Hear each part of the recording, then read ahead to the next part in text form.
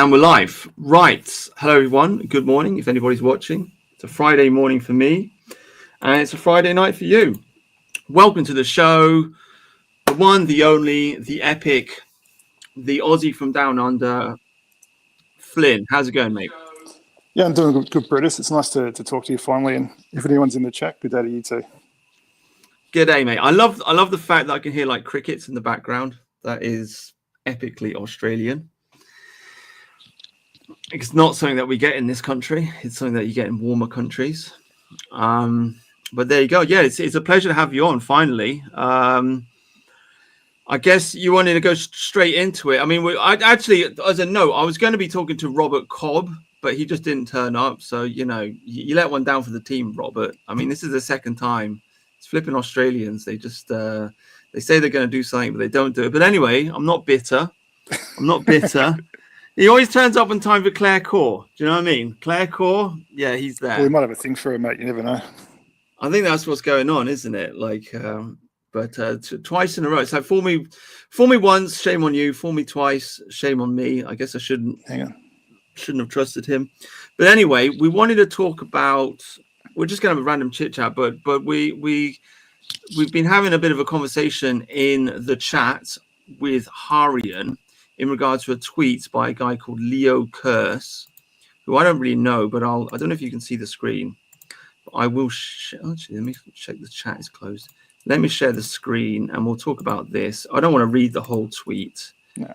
Can you see that? I just want to, yeah, I can. I just want to position this that I'm quite fond of Harry. I think he's a good bloke. I'm sure you're the same. This isn't a personal attack. We just talk.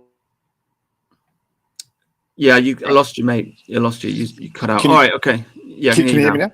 Yeah, I just wanted to set the table by saying that I think Harian's a good bloke. This isn't a personal attack. It's just talking about a topic of conversation that came up in the group chat, right? Yeah, we didn't even actually. It's not like we planned this chat to be talking about this. I mean, I just invited you on the show, and you were going to ask your wife or something if you come on or whatever, and then this argument happened, and then here we are. We're just talking about it. We were just going to have a casual chit chat. But anyway, so there's this guy, Leo Curse. I've never heard of the guy before. He's a comedian, Scottish comedian, I think, and somehow he's sort of wound up in the GB News sort of milieu. Right. Yeah. So anyway, he basically says the reason Southport and the rape gang scandal are pivotal isn't just because children were killed. Unlike America, Britain is a socialist country. We have a large intrusive state, and we surrender a huge amount of autonomy and resources to the state. The implicit contract is that the state will do what's best for us. I don't want to read the entire thing because it goes on for quite some time. But basically, he goes on about rape gang scandal, blah, blah, blah. Britain suffered under IRA terrorism, blah, blah, blah. And then like 10 paragraphs down, it's quite a long post, actually. He just makes this little snippet. He says, to paraphrase the woke professors who celebrated girls being raped and killed in the October 7 attacks, what do you all think these words mean? So, I mean, maybe I should read the whole thing to get the context, but for me, I look at that, and I guess for you, Flynn, you look at that, and I just see a dog whistle. I just see, like, here's a guy, he's talking about Southport, he's talking about girls getting murdered by Muslims, and he just cannot help himself. But like, it's like tipping your hat. It's just like giving a nudge, giving a wink, giving a virtue signal, essentially. And just mentioning. I think it's a little bit more than that. You know, like we're discussing. It's a big long effort post about a British tragedy, right? And then halfway through, we're on a plane off to Tel Aviv. And the point I was trying to make to Harry in the chat is that, look, I've been seeing a lot of this, particularly on Sky News Australia. Like it doesn't seem like we can talk about any Australian topic without taking a detour off to see what Netanyahu's doing, right?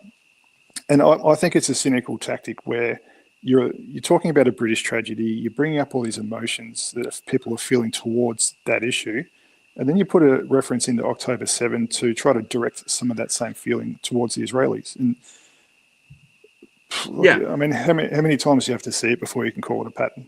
Do you know what I'm trying to say? Yeah, no, I absolutely agree. I mean, I don't know. It just seems very obvious to me. It seems very obvious to you.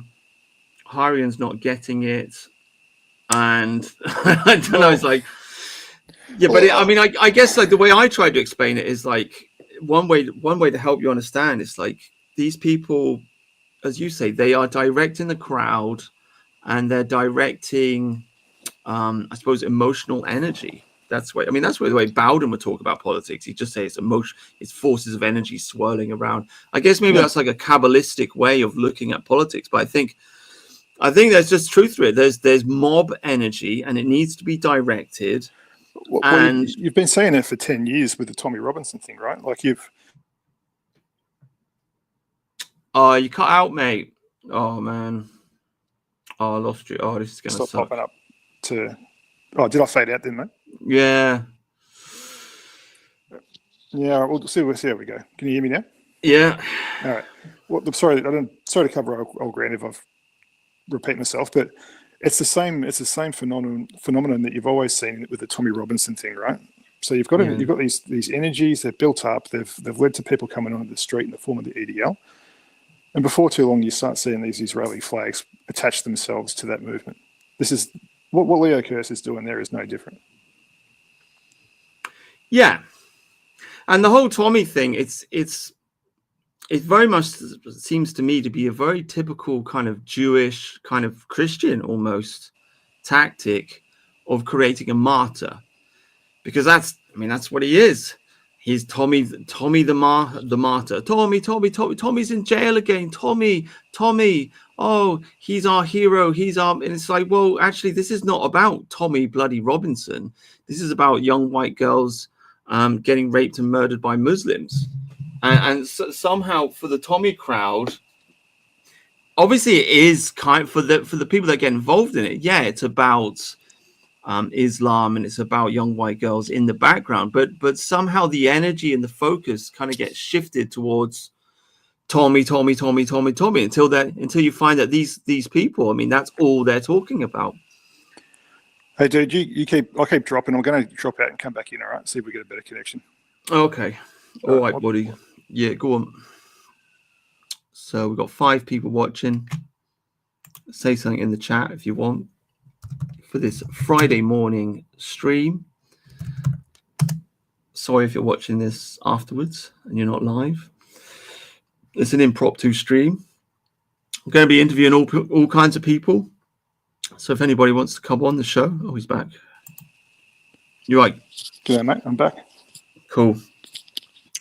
So yeah, I was just saying, like, they're setting up Tommy to be a martyr, and that's it. It's a fundamental way of redirecting the energy. Instead of the focus and the attention being on the problem itself, the focus and the attention goes on to being Tommy, and in some kind of strange way, it's like, oh, well, the Jews are helping Tommy stay out of jail or whatever. Like, you know, they're paying his legal fees or something or else that's going on there.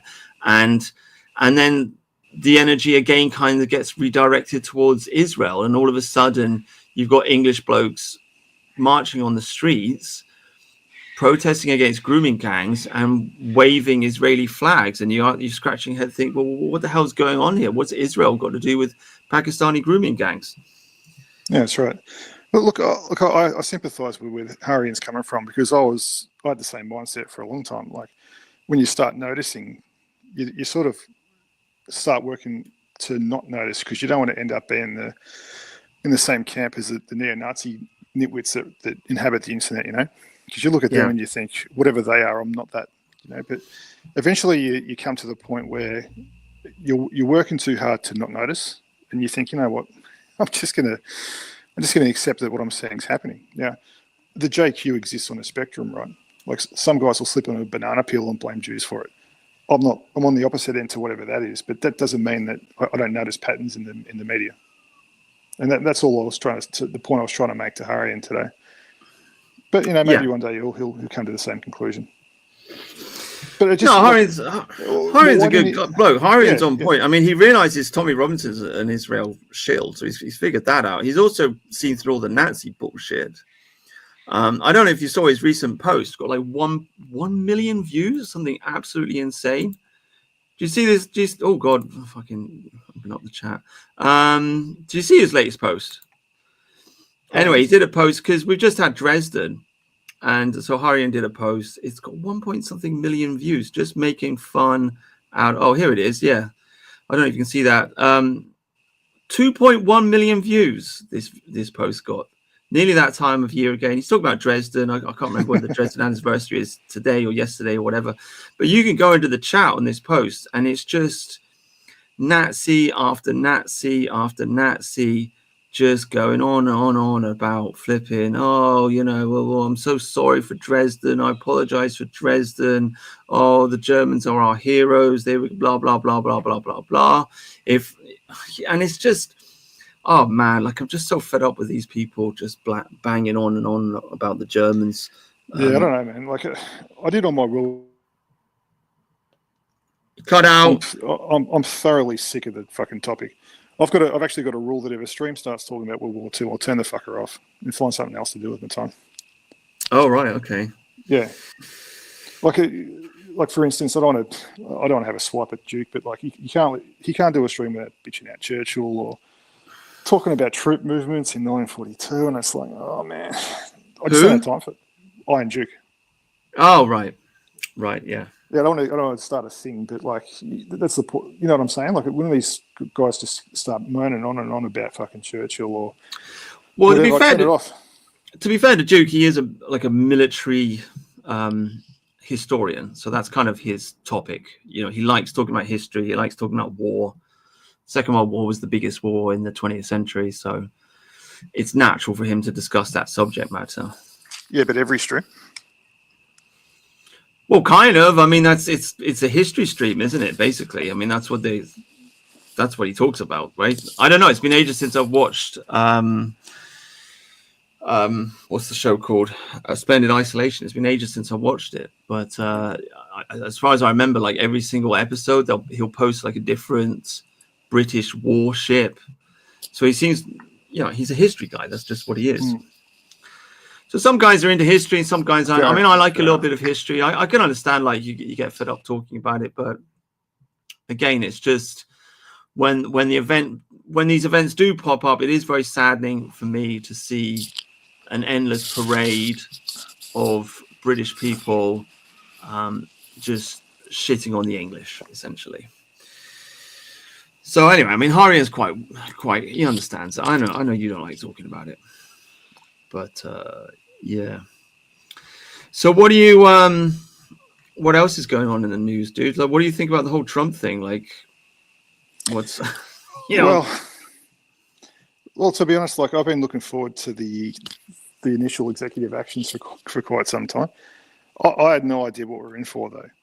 The guy is stacking wins like he's rolling back civil rights era executive actions that were done under Lyndon Johnson. So, I mean, he's not wasting any time. No. But day one, he's out of Paris. He's out of the WHO. He started deporting wetbacks. Like, I mean, there's been so many, it's hard to list them all out. But yeah, he's not wasting any time. Him and his team definitely know what time it is. They've got 4 years to really make a difference, and I think he's going for it. Yeah, it seems to me. I mean, we talked about this before in the Anglo gang, but it does seem to me that actually this whole thing has just turned out kind of perfectly in a way for us. Because when Trump got into office in 2016, I don't think he was really prepared. See if I'll get a better connection. All right, hang on. Yeah. I don't think Trump was really prepared. I don't think he had a plan. I don't think he was really expecting to win. And I think he expected to just get in there and be able to issue executive orders and do what he wanted, and people would just follow. The government would just do what he told them to do. He wasn't expecting this kind of resistance from the deep state. But yeah, none of us were. None of us were thinking that in November 2016. Yeah, but then of course that whole thing happened, and they kicked him out of office, and they nearly tried to throw him in jail, and they tried to assassinate him. And now he's back. It's like he's proper boom, boom, boom on the ball. He's got a plan. He's on the attack. The enemy is exhausted because again, it kind of comes back to energy in a way. It's a lot of this is all just about mob psychology. Like it's impossible to sustain a kind of fake anger, a fake kind of Trump delusion for a decade. You know, you can get away with it for 4 years, I suppose, but he's just been around in politics for such a long time now that all the liberals, all the leftists, they're just exhausted. They can't summon enough energy and enough outrage to scream at him anymore.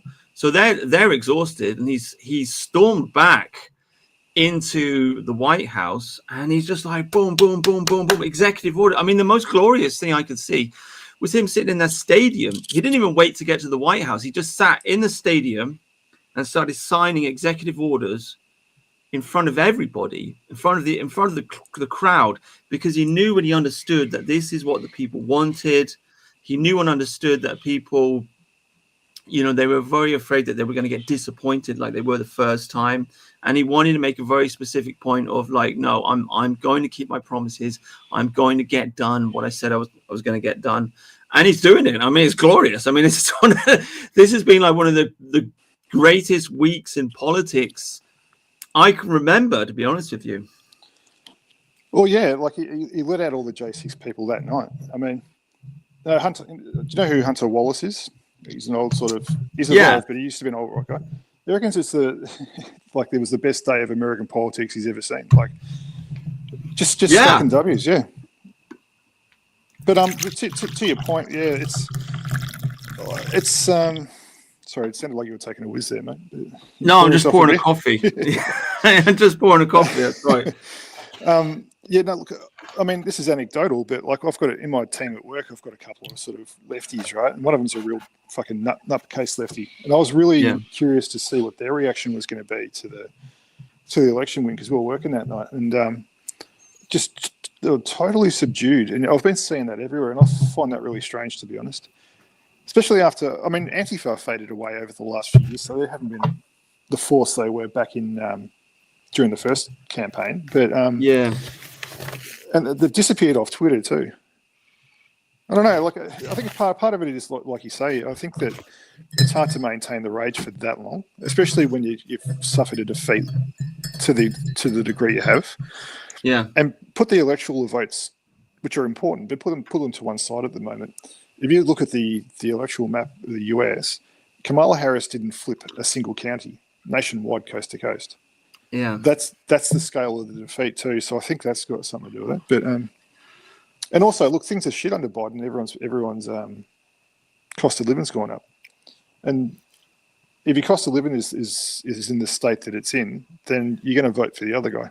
That's just the way politics works. So that's probably playing a part, but whatever works, man. I'm just glad he's back, to be honest. Yeah, I'm glad he's back too. I mean, I guess it's like Reagan says, like, it's the economy, stupid. Obviously, I'm not a fan of Ronald Reagan, but nonetheless, I mean, he did say that, and he basically was right. I mean, a lot of people, I think on the dissident right, a lot of people make the mistake of moralizing too much and thinking that ordinary people care about grooming gangs or about, I don't know, Mexicans murdering people and this and that.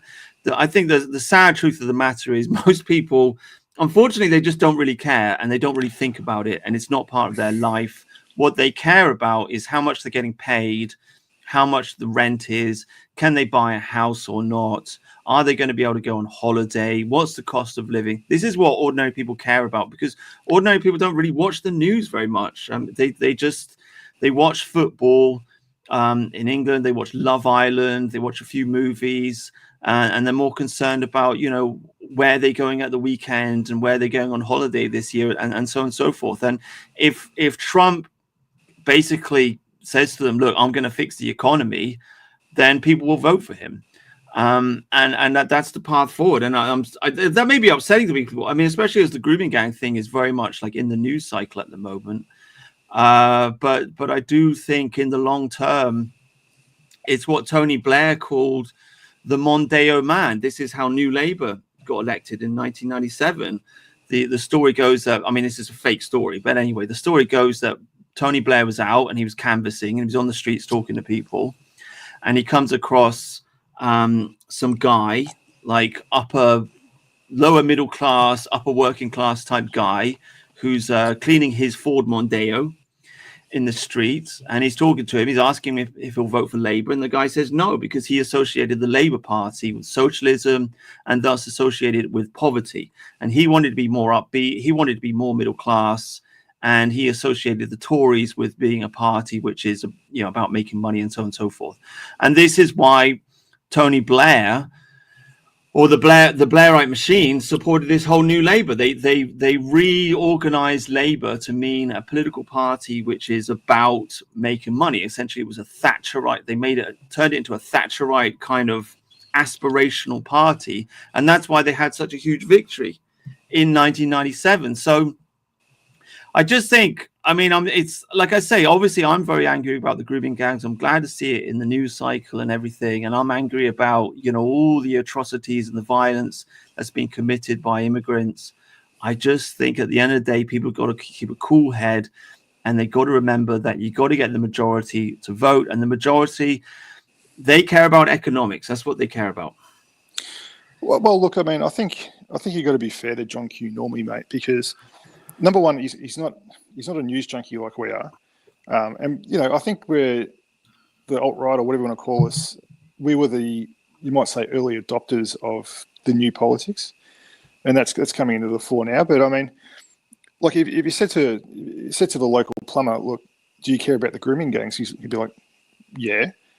Well, and if you criticised him for not caring enough, like a lot of the dissident right people tend to do, he'd say, well, fucking, what do you want me to do about it, mate? Like, put a button in front of me to deport these guys, and I'll press it for you. Like, yeah. And so there's an element of that there. Like, we're they're as powerless as we are to influence it, really.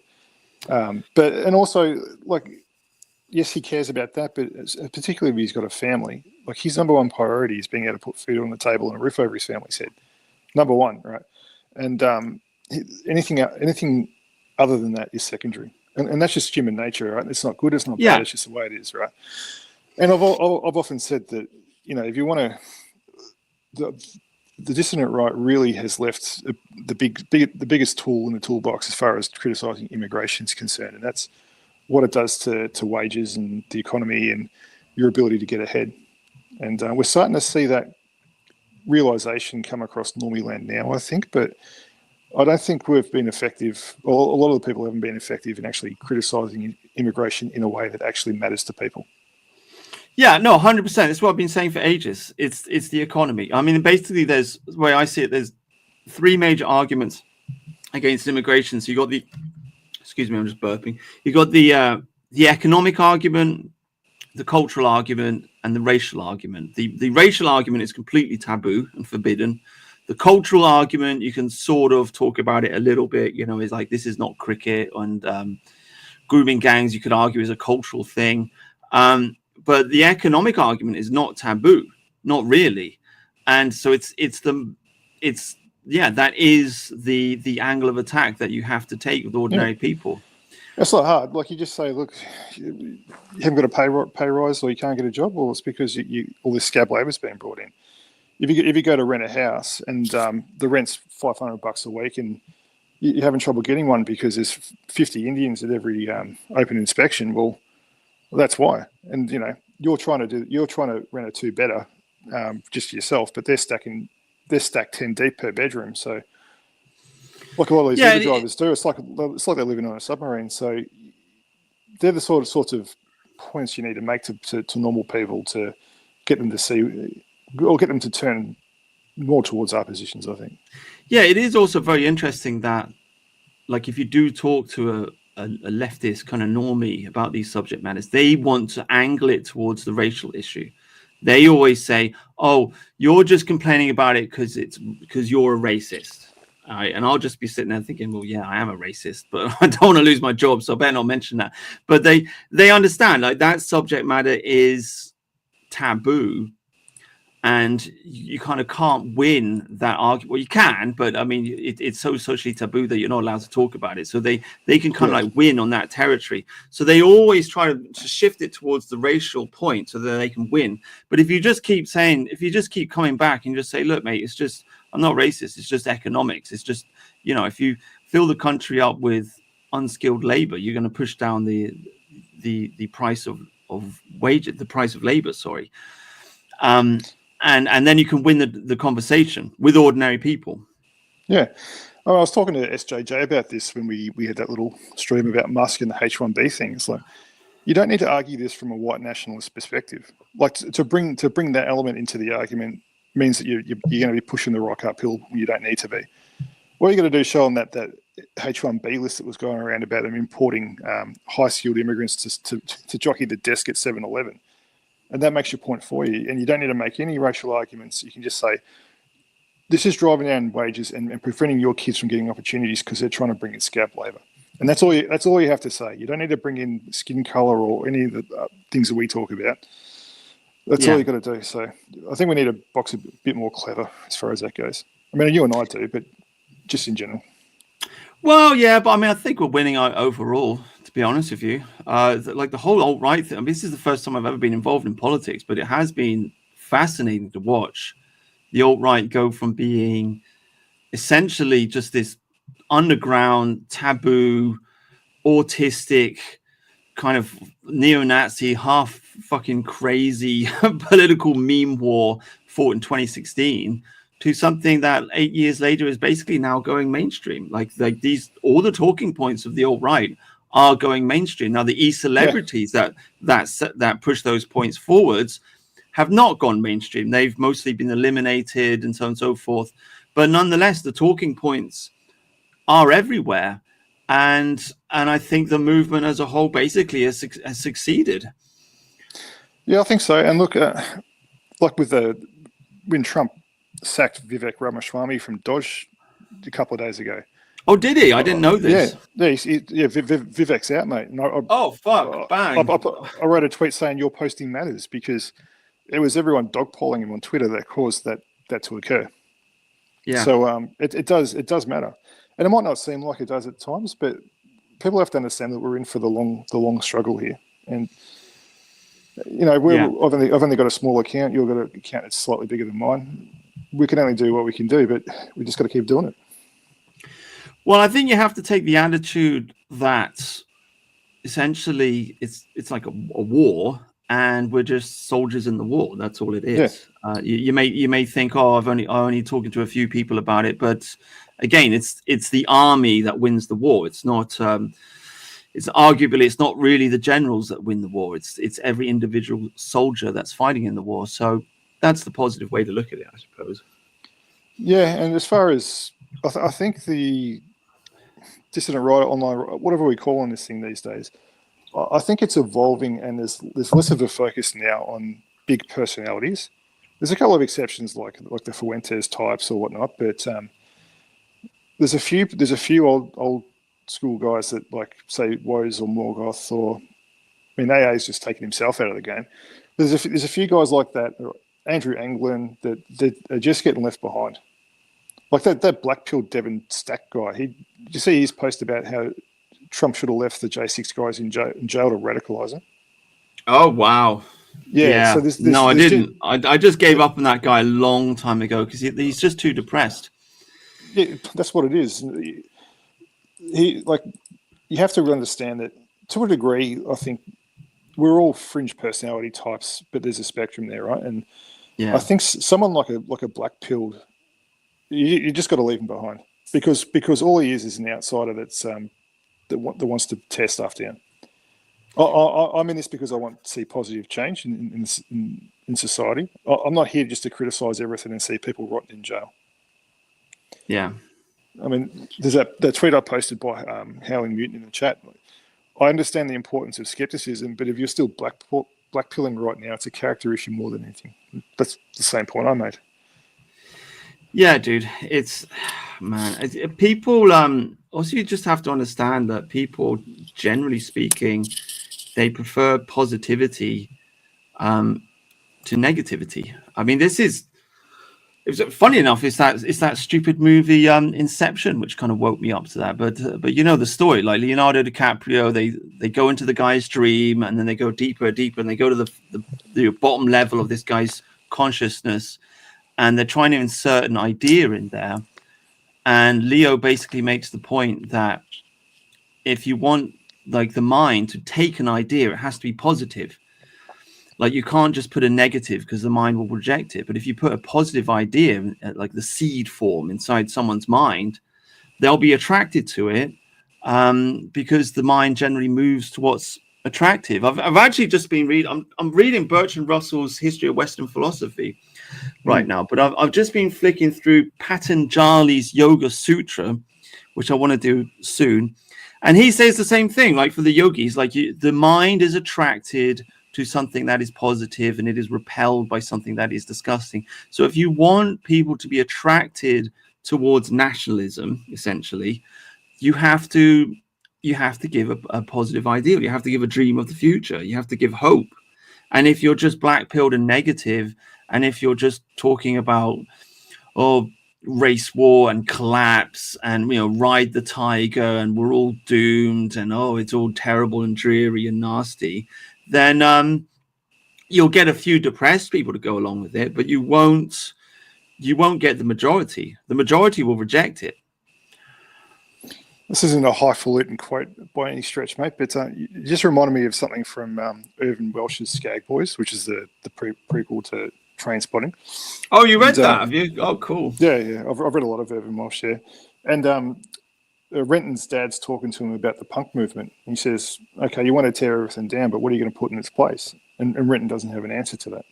Yeah, that's it. 100%. Yeah, it's psychology. I mean, yeah, it's psychology. It's all about psychology. It's very interesting. Actually, I'm just going on another tangent, like reading Bertrand Russell's History of Western Philosophy, right? He's going on about, I mean, I don't know, as far as I understand, you're not very religious, but he's making the point, he's talking about St. Augustine, okay, who wrote City of God, City of Men after the collapse of the Roman Empire. And that was like his answer to because the Romans were complaining that the Roman Empire collapsed because of Christianity, and his answer to it was this book. So a very famous philosopher in the church, very influential. He also wrote a book called The Confessions, and in his Confessions, he's so filled with guilt. This guy is so filled with like guilt and negativity about the things that he did in the past, and this is because he became such an influential figure in the church. He pushed forward this idea of this very negative idea of original sin. Adam sinned, and so humanity is damned, and everybody's going to hell forever. And he became like the huge influence in the medieval period, which is why people call the medieval period the Dark Ages, because everyone was depressed. Because the church accepted this guy as one of the fathers of the church, one of the doctors of the church. They accepted all his. I mean, the guy must have been neurotic or something, but they accepted all of his deeply depressed ideas about everybody going to hell, and we're all sinful, and we're all bad, and we're all going to suffer, and blah blah blah blah. They accepted and embraced and preached his philosophy everywhere, and Bertrand Russell is very interesting because he points out there are other Christians at the time who had a much brighter, much kind of happier understanding of God, and St. Augustine just like argued with them and pushed them to the side, and his philosophy became dominant. He basically just plunged the whole of Europe into a state of dark depression for 500 years or 1,000 years or whatever, until we finally managed to break out of it with the Renaissance. But ideas matter, I guess is the point I'm trying to make. You want to be careful about the list, about who you're going to listen to, and the psychology of the person that you're listening to. Are they a positive person, or are they an incredibly negative person? Yeah, absolutely. It's funny, you say that I'm not religious, so I don't think we've ever talked about this, but I was baptized a Catholic. I'm a lapsed Catholic. In the last, say, 10 years or so, I would like to rejoin the church, I guess, but I can't make that leap of faith. But I think irrespective of that, like, I think I tend to live my life by the Ten Commandments, if you like, the moral code that gives you. So and as to the positive negative thing, I think that apparently the Catholics have a lot of guilt and whatnot. I don't have that. I think that it provides a pretty good set of rules to live your life by, and how to conduct yourself and treat people, and be able to sleep well at night by doing the honourable thing. And no one's I think they've broken free from Saint Augustine, from what I heard. I mean, I only have a very sketchy understanding of Christian philosophy. Like I said, I'm just reading this book, and Russell was making the point, but you do get the feeling that back in medieval times there was a lot more guilt, and it seems like Christianity does seem to have overcome that recently over the last 100 years, for sure. Not to contradict you, but I wouldn't call myself a history buff, so I've read a bit. I thought the Dark Ages was a reference to a lot of technological knowledge was lost for various reasons, like particularly coming out of the Roman era, and the Renaissance was partially around coming out of that darker period. Yeah. Like for a few hundred years, the only source of lead was Roman ruins. I do know that. Well, the Dark Age, as far as I understand it, Dark Ages is like 1,000 years. It's from the fall of the Roman Empire until the Renaissance. The Renaissance meaning rebirth, basically the rebirth of Roman ideas and Greek philosophy and so on and so forth. So, I mean, it's a lack of technology. It's a lack of scientific innovation. It's also the great Christian age, I suppose. Yeah, I think what you see there is a period between, the decline of an advanced civilization and the rise of its replacement. But there's a gap there, and if the West falls, that's the sort of thing we'll be moving into, I think. Yeah, I mean, Bertrand Russell basically. I mean, I think the Christians did destroy the Roman Empire. I got to be honest with you. I mean, he talks about it. He mentions that some of the early church fathers, what was it? Origen. I never heard of this guy before until I read the book, but he was apparently one of the early philosophers. He preached an idea that good Christians should not be involved in politics. And this is something which even today people generally consider politics to be a little bit murky, a little bit, dodgy, a little bit dark. Also, Saint Ambrose, who was not actually a pope, but he was a bishop, but he did a lot to kind of like fortify the strength of the church in its early years. He was also he wasn't interested in preserving the Roman Empire. He was interested in preserving the power of the church. So the early Christian philosophers, essentially, they weren't interested in maintaining the empire. It's not something that was in their mindset. They were just interested in their religion. They considered politics to be dirty and grubby, and they wanted the church to be powerful. And so that's what they did. And so the Roman Empire collapsed. And so we had 1,000 years, essentially, of church power. So, with the Pope ruling over everybody, or at least having an influence over everybody. And so I think it is fair to say that the Christians, I don't know if they deliberately destroyed the Roman Empire, but certainly through neglect. They certainly weren't seeking to save it. Yeah, I guess they would have had other priorities at the time. Yeah. I'm not trying to shit on the Christians. It's just a historical note. I think it's interesting. That's all. I think Emperor Theodorus was a bit of a scumbag. I mean, because he shut down the Vestal Virgins. That was really the end of the Roman Empire, right there. and then he chopped the empire in half. And he was a fanatic, and they persecuted the pagans and so on and so forth. Yeah. So it was a huge shift. I mean, I think you're sort of seeing something. You can make an analogy to modern politics in that the church has really been pushed out of politics over the last, say, 50 years or so, and I think that's been quite deliberate. And I think that what the church represented, whether you like it or not, right, put that aside, it provided an organised resistance to the sort of degeneracy that we see today. And because if you look at the politicians these days, even if they are Christians, they suppress those arguments, and that's why we're talking about fucking trannies in. Can I say that word on YouTube?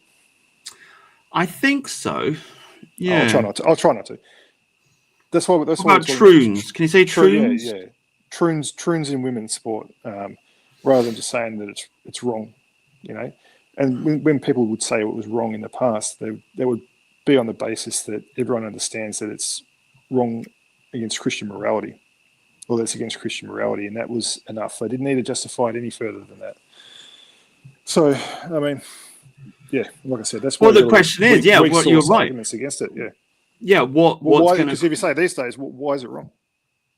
Exactly. No, it's a very important question you're asking. What will replace Christian morality? The only thing I can see replacing it is racial morality or biological morality, which essentially is vitalism, which essentially just is like, well, you know, a man is a man, a woman is a woman, and what makes them healthy and strong? Well, let's figure that out. We can figure that out scientifically and build up from there. And once you start following that line of thought, you end up with essentially eugenics. I mean, and that's the direction I think Europe was heading in at the beginning of the 20th century. It's just that that German guy just ruined it all by you know, burning Europe to the ground and starting that whole war. And so he made that entire school of political thought. He just made it very, very unfashionable. But it seems that we are returning to it again.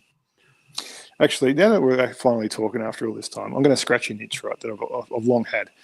Yeah. And you probably won't remember this, but I remember you talking once, and it's about you coming around to the idea that Churchill wasn't the bad guy and that England wasn't the bad guy in World War II. Yeah. And you said that you had this impression. You're basically, to cut a long story short, that you bought into the Dresden narrative, if you like, or however you want to characterize that. And then after doing a lot of reading, you come around to the conclusion that actually Hitler did start the war.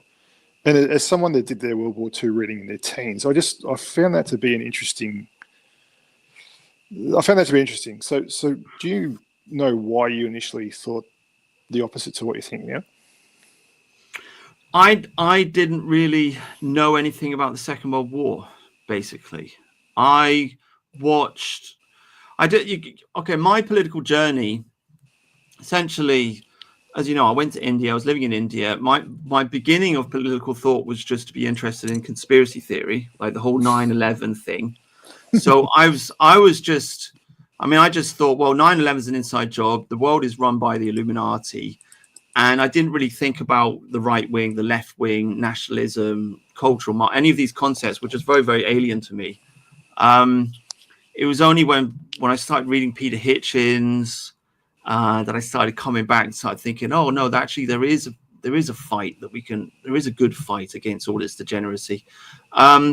So I guess what I'm trying to say is I just didn't really know anything about the Second World War, and as soon as I discovered the Jewish question, I just watched The Greatest Story Never Told, and so I just swallowed it whole. I just thought, oh right, well that's it. So you might say it's a typical onboarding onto the alt-right. Yeah, oh, yeah. I think it's still working today. I think people still they watch that documentary. They don't really know anything about history. They're not well read. They watch it and they just think, oh, Hitler was the good guy. And then they just go along with it. I mean, that's what happened to me. They just go along with it. That's all. I think it was the... I mean, I have to say, sorry, in my defense, I never passionately went along with it. Oh, no, I'm not. It was always casting just aspersions, and I've just always been curious about that. But it was always, I just want to clarify, because I think this is what happens to most people. It's not that I passionately went along with it. It's more like I just thought, well, we've got all these problems happening right now, and we have to solve these problems. And so my thoughts were very much concerned with, you know, the alt-right in 2016 and Donald Trump and grooming gangs and immigration and all this. And I was just trying to learn and figure out what's going on in the present. So I didn't really have any time to think about what's going on in the past. And it's only after spending like 2-3 years in the alt-right and realizing how totally full of shit these people are that I thought, actually, do you know what? I really have to take a look at the Second World War and what happened there. And when I did, I came to the conclusion that the whole neo-Nazi myth is just bullshit, and that's why the alt-right is broken, and that's why it wasn't working, and why there was so much infighting and blah blah blah, all the rest of it. So that was the process. It wasn't that I got really into neo-Nazism and I was cheering on Hitler or anything like that. It's more like I just considered it to be something in the background, like, oh, okay. I was very much concerned with the present. And then when I realized the alt-right was a total mess and all of the leaders were just lying and they're stupid, I thought, well, I've got to reevaluate the fundamental assumptions. And when I did, then I realized why the alt-right was so stupid. It's because their fundamental assumptions are stupid, because they think that Hitler's the good guy, and that's why it's all Fudala and messed up. Yeah, a couple of months ago, I finally got around to. I chucked on. I think it was The Greatest Story Never Told, or Battlefield Europa, or whatever it is. So I chucked it on just to see what the fuss was about, right? And the first guy that pops up's got a teardrop tattoo, and I thought, fuck off! I'm turning this off. Right. But yeah, I mean, my political evolution is a bit different to yours. I think. I've been interested to a degree in politics for a long time. You might say that I've always been a bit of a paleocon, bit of a closet racist, I guess. I didn't like in early 90s we had post Vietnam War, we had an influx of Vietnamese refugees, for example, and they were causing a lot of crime at the time in the 90s when I was coming of age. So my views have sort of evolved in almost like a natural flow towards being what I am now. But so I didn't have a jarring sort of chuck on a YouTube video and get radicalized moment like I think a lot of people did. So, well, it wasn't really like that for me either. I mean, I was already fed up with the Muslims, because I knew how bad they were, because I lived in India. So you understand what a destructive force they are. And I was already very, very sexist, and I wanted to bring back the death penalty. I wanted to punish the bad guys, and so on and so forth. I mean, I guess if there was a really jarring moment which transformed everything, it would be me going on the internet and looking up the bell curve. And I did that primarily not because of the alt-right, but because of the manosphere. Because guys on the manosphere would talk about IQ, and they would just say, like, you got to figure out how smart you are, and so on and so forth. And so, so I did an IQ test, and then I went on, just Google searched it, like what's this bell curve thing? What's all this about? And I just remember seeing it like, oh, no, white people have an IQ of 100, black people have an average IQ of 80. And it's like, and I just remember seeing it. It's like, oh my God, like, I'm going to be a racist. That's it. Like, it was, and I remember struggling with it for a month. Just like, oh my God, because I really did not want to be a racist, because everybody knows that racists are just evil. But just, but once you see it, you're like, oh wow, well that's it then. That's just it. Unfortunately, I am a racist, and there's nothing that can be done about it, because the truth is what the truth is. So that was the real turning point for me. It doesn't have to be about hating anyone. It's just I don't want to live around them. Like I've lived through a couple of decades of multiculturalism now, and I've drawn the conclusion that the country's better when it's full of white people. That's it. And we didn't have Axel Rudicabanas chopping up British girls back when it was a white country. So there you go. Yeah. It doesn't have to be about hatred, but the thing is, I wish them all the best in their own countries. Yeah, but I mean, the problem is, though, if you do follow the argument through to its logical conclusion, then you do end up, well, how can I say it? You are going to end up with some kind of genocidal policy somewhere along the line, because once you accept that we are fundamentally different from these people, and that means we don't want to have them in our countries. It also kind of means we don't really want to rule over them as well. Then it's only a matter of time until push comes to shove and there's another war. And then the question comes, well, why shouldn't we just conquer Africa and just take that land for ourselves and push them to the side? Because, there's, why not? Right? If we're smarter and we're stronger and we can do it, and we can't rule over them, and there is no such thing as a white man's burden, because you're never going to raise these people up to our level. And if they're always just going to be a problem, then why not just push them aside? That's the logical conclusion that you're going to arrive at. I mean, most people aren't willing to say it, but yeah, look, I mean, I'm not an imperialist. I just want to turn off the welfare tap so they fucking go home. That's all I want to do. I'm not looking to expand into Africa. I don't think that necessarily follows, but I understand what you're saying. Along the way, someone's going to look at over there and think, I want that resource. And they're going to go and take it. Yeah. I mean, this is why, like, for me, like, the guy that's blown my mind the most over the last couple of years of reading has been Thomas Malthus. I mean, that guy just blew my mind away. Like, everybody should read Principles of Population. It's only a short book. It's like 150 pages long. But he wrote that after the French Revolution, about 1797 or whatever. And he basically says that population will either be controlled by misery or vice. That's it. You could try and control it by virtue, by abstaining from sex, but that's not going to work, because people like having sex, right? So people are always going to have more children than they can afford to feed. And so there's always going to be a battle for resources to feed those children. And so you're always going to have too many people. And so the population is either going to be controlled by misery, so that's natural disasters or famine or plague or war, or it's going to be controlled by vice. So it's going to be homosexuality or feminism or contraception, and so on and so forth. Those are your two choices. That is the problem that he presents. He does not talk about race, and he doesn't talk about politics, not really, but he set the foundation for that subject matter. And it's after him that, like, 50 years later, Arthur de Gobineau, probably mispronounced, but some French guy, essentially the world's first ethno-nationalist, in that he writes about history from an ethnic point of view. It's after him that he came along, and after Darwin came along, and ethno-nationalism came along. Even Marxism kind of follows after Thomas Malthus. But I don't think anybody's really solved his problem.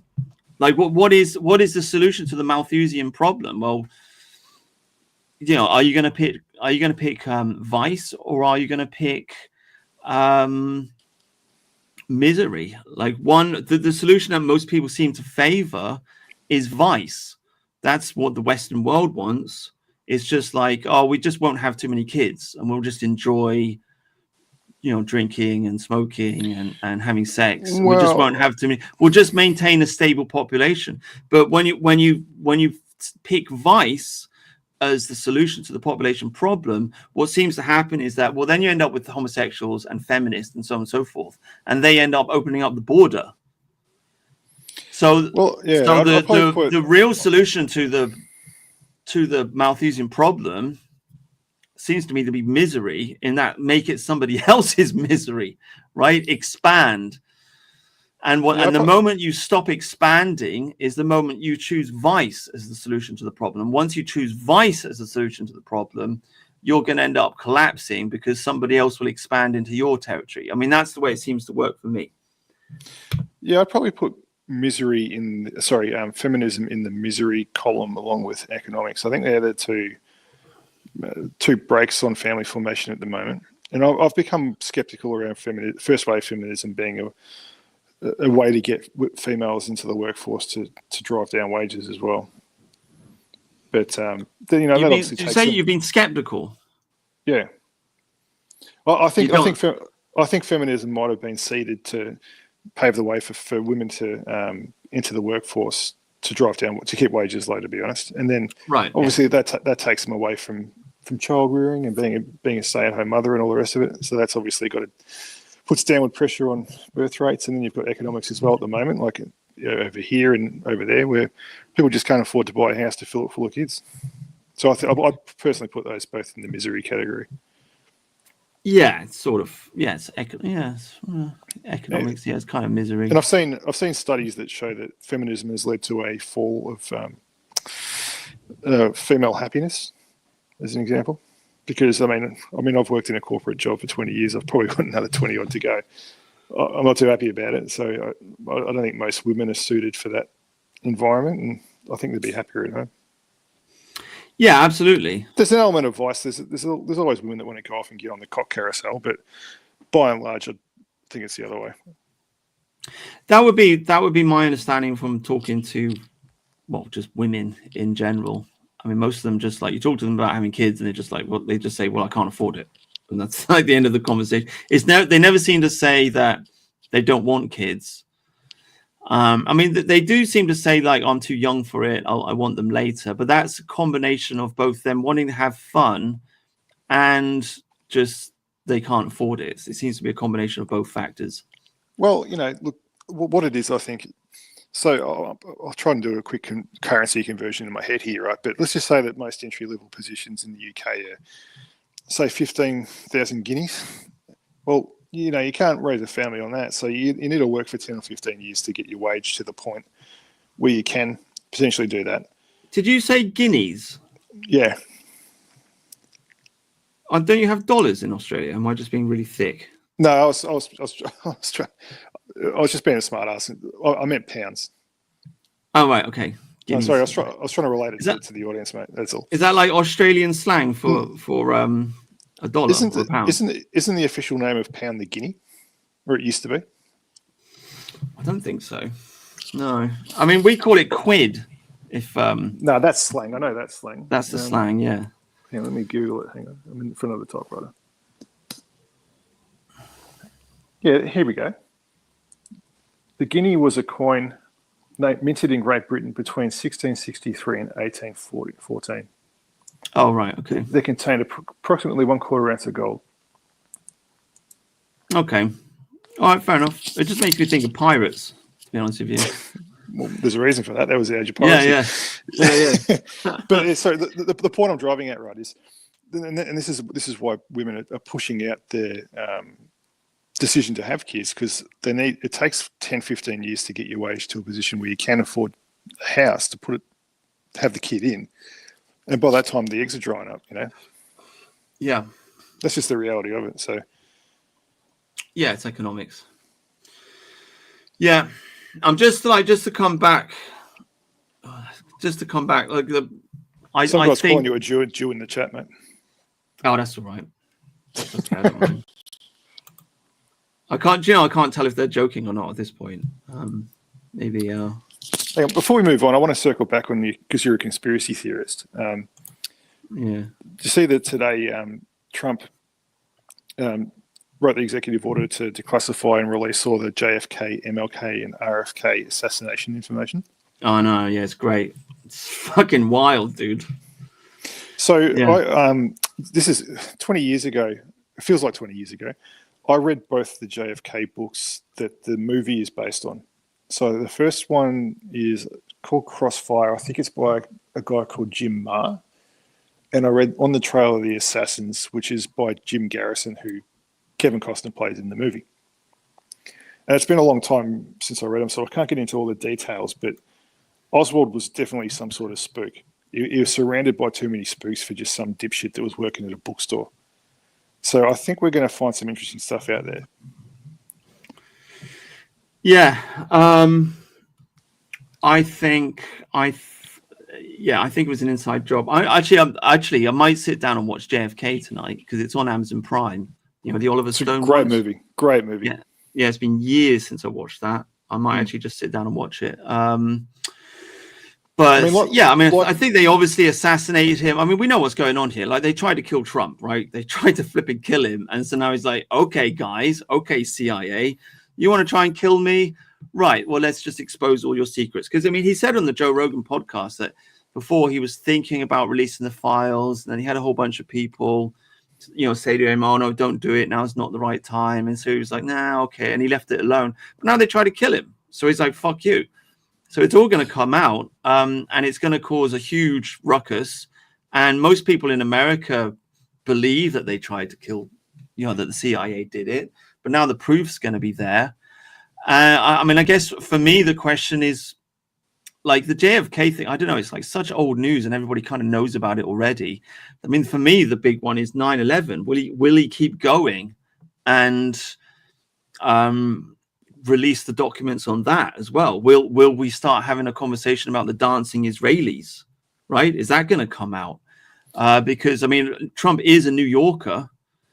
And I mean, he knows how to build buildings. I mean, surely he must be aware that like a skyscraper is not just going to collapse like that, right? He must be aware of this. Like, he must have thought about this quite a bit over the years. Is he going to release that? Because the whole 9/11 is essentially, it's the foundation stone for, well, the 21st century, isn't it? Really? Absolutely, yeah, absolutely. I mean, I remember watching the footage of that live that night. Yeah, there was definitely a world before 9/11, and a world after. Yeah, it's going to be interesting though, because like I've always thought that rogue members of the Saudi royal family funded that, right, and that's why there was a bit of a cover up around it. But there's just too many things around it that you can't sort of explain. Like dancing Israelis is fucking weird. That's number one. But also Building 7. Yeah. Now, apparently, Building 7 was a CIA substation, and it's because the way that collapsed, it looked like it was a controlled demolition, right? So, one theory that I'd probably subscribe to is that they collapsed that because there's going to be rescue workers all over the joint, and whatever the stuff they had in there, they just wanted to bury. So, whether that just be the computer systems or whatever the case may be. So, I'm not entirely convinced that Israel did it, to be honest with you, but I think there's a lot there that would be interesting to find out. Well, I don't know about Israel. I mean, Mossad. Well, I think the CIA did it, but the Jews knew about it. Basically, I don't think Mossad did it personally. They were just there to watch, essentially. But I don't know, man. It's an inside. I mean, this is my introduction to politics, basically, way back in like 2004, 2005 or whatever. That was what everybody was talking about. That was the big issue. 9/11, 9/11, 9/11. Until like the financial collapse of 2008, and then that became the subject matter. And then I mean, I guess it was Rotherham in 2012. So all these things have kind of like just built up on top of each other. But the 9/11 thing remains unresolved. It is the great question of our time. And if it comes out, I don't know, man. Like, oh, geez, man, that would just change everything. That would change everything. Well, we'll see where it goes. Like, I think, yeah, if there's a positive response to releasing the assassination information, we'll see what Trump gets up to in the subsequent couple of years. What do you think about fluoride then in the water? Because Kennedy's going to go after that, isn't he? Yeah, I mean, fluoride in the toothpaste is fine, but I don't see why we're adding that shit to the water. Like, can't we just have water come out of the tap? Yeah. This, I don't know if it's social engineering is the right word, but like dumping chemicals in the water for this purpose or that purpose, I think that can all go. Yeah. I mean, because that was another big one. That's how I got introduced into philosophy. David Icke banging on about the fluoride. What about the vaccines? Yeah, I mean, they're putting mercury in the vaccines, aren't they? I mean, it's a poison. What exactly did Fauci need a pardon for? Can anyone explain that? Yeah, I mean, I know. I think I know the reason why. Because in 2014 or so, Obama actually banned gain of function research.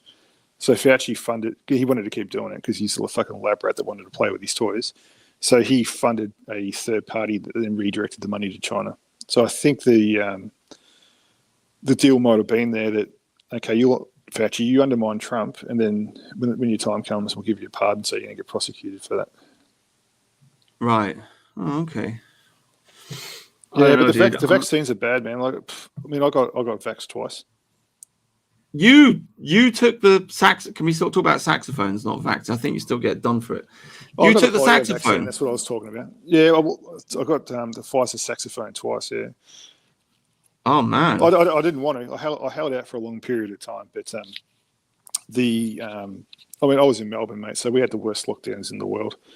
The missus was out of work for not out. She was out of work for 2 years. She was stuck at home for 2 years, so she wanted to get back to being able to go to work because the unvaxxed were really the unsaxophoned were really prosecuted down here, and I was so when I was working from home for quite a few months, and then I got word that because I'm a shift worker and I get a pretty good chunk of change for the shift allowance.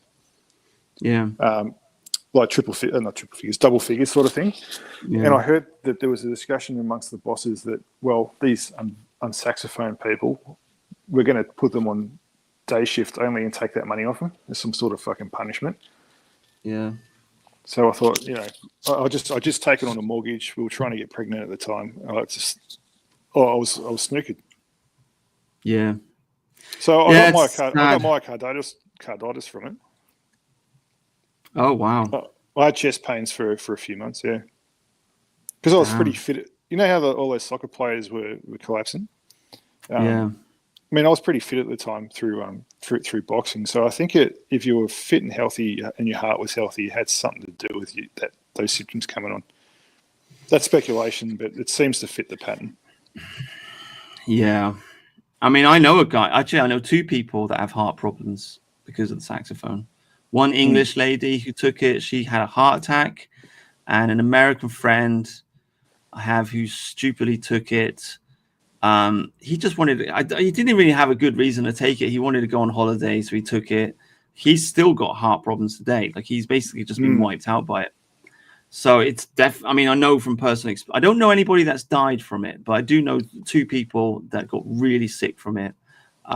Definitely really bad news. It will be very interesting to see if Trump tackles that. Obviously, he hasn't talked about it because he wanted to get elected. And if he was to come out and start talking about the saxophone, it would make him look really bad, because obviously he pushed it through and he did promoted the lockdowns and did the saxophone at warp speed and all this kind of stuff. So I could understand him keeping his mouth shut about it in order to get elected. But if I don't know, I think it'll be a real character test for him to find out, is he willing to apologize? Is he willing to say that he made a mistake? It's a real kind of boomer moment, because boomers, they never seem to apologize for anything. It's like a boomer politician thing, never apologize for anything, never admit your mistakes. And it's like, I want to forgive you, Trump. I love you for what you're doing about the border and everything, but I want to really forgive you. And I want you to be a real, genuine hero. If only he would apologize, then I think everyone would just be like, all right, Trump, fair enough. Well, I'm going to fact check you there, buddy. Trump had nothing to do with the lockdowns, because he was out of office by that time, and he had nothing to do with the vaccine mandates. So what Trump did was, he, at the start of a global pandemic, he directed additional funding and to vaccine development. And he probably had something to do with waiving some of the clinical trials and that sort of thing. So there's a little bit of culpability there. I'm not trying to say that there's not, but the narrative that Trump locked down America is not correct. Well, what about the big mail-in vote that came in 2020? Well, it's the way that it's the segregation of powers in the states, mate.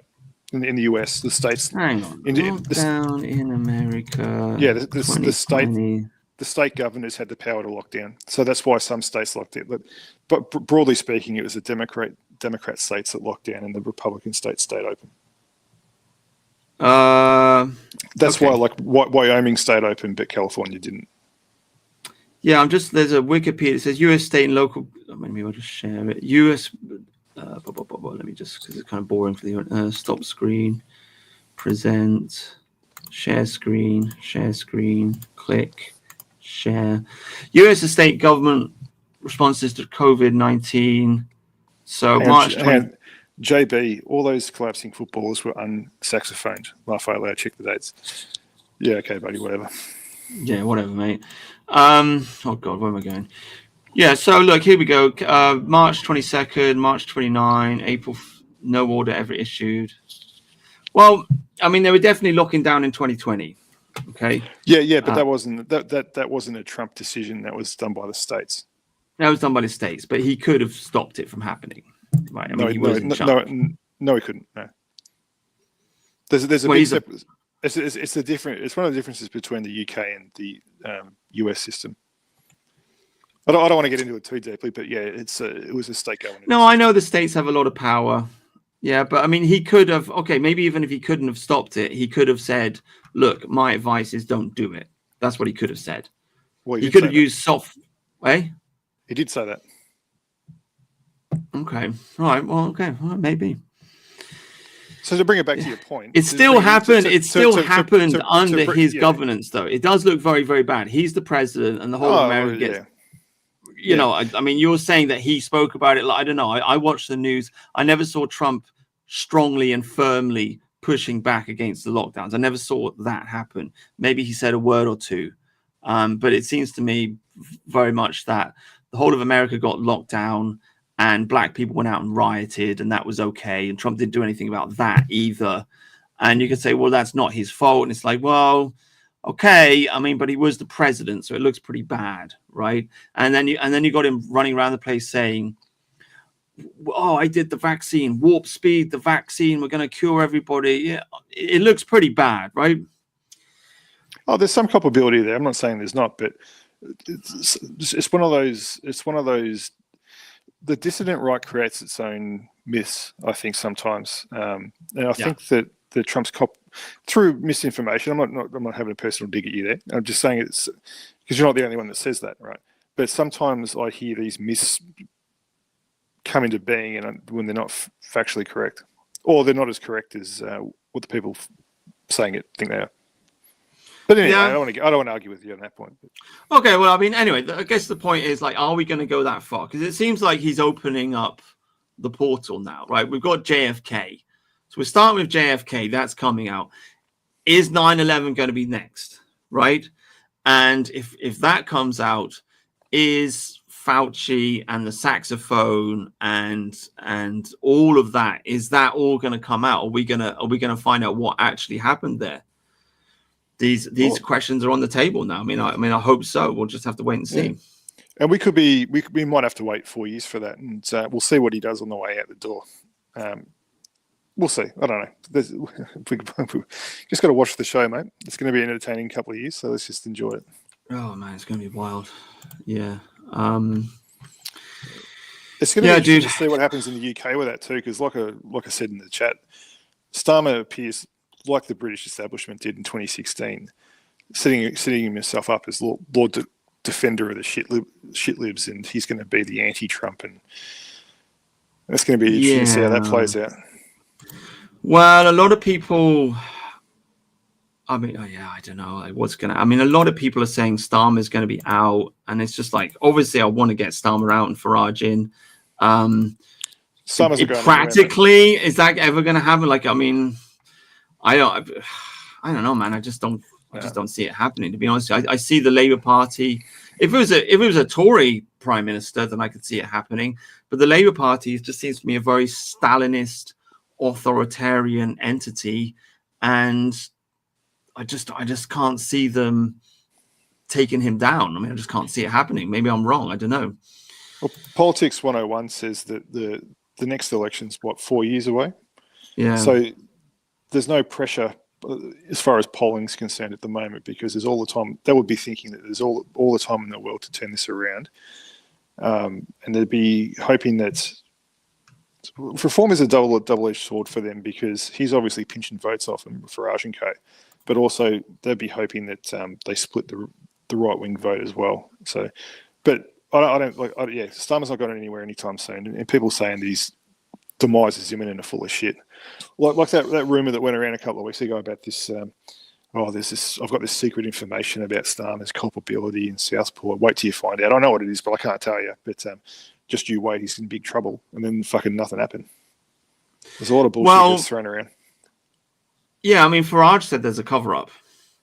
So there's a cover-up, and we've seen some of those details come out now about who he was and what he was reading, and the fact that it actually was a terrorist attack. Well, it's been classified as such. Yet people were thrown in jail anyway for saying it was. So, yeah, I haven't seen that point be picked up. I'd be fucking banging that drum if I was on GB News. So, well, you're going to let these people out now? Because they're kind of right.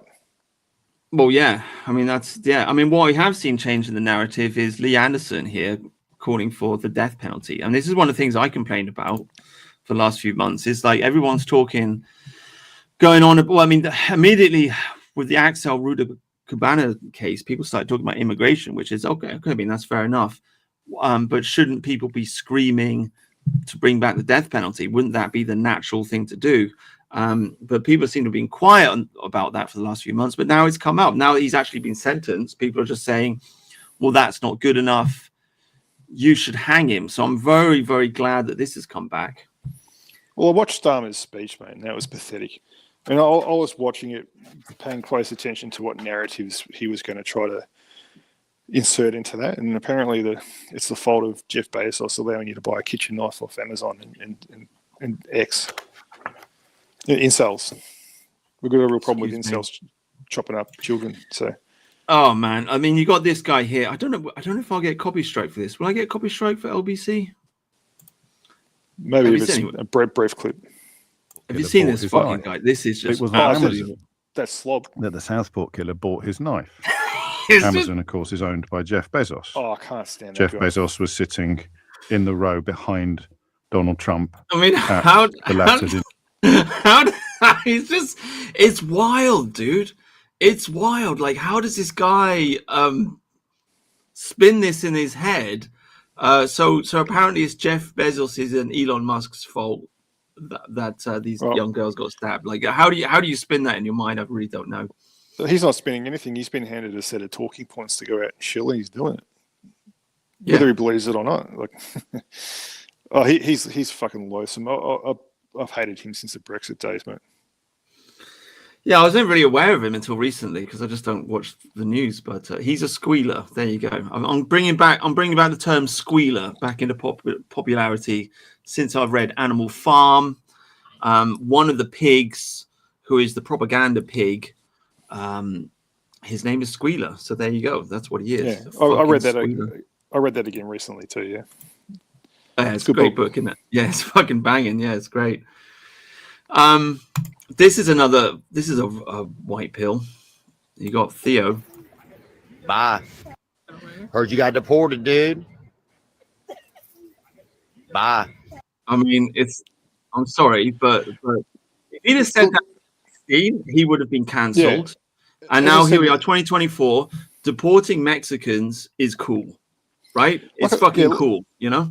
Like I said in the chat, sometimes it seems like a silly little video by a comedian, right? But you gotta take 3 steps back from something like that and think about what it was like in 2014, 2015, 2016. Like that guy would be out of work for a decade if he dropped that video. Yeah. But he's happy to post it now, and everyone's clapping hands. Like it's wild how far things have come.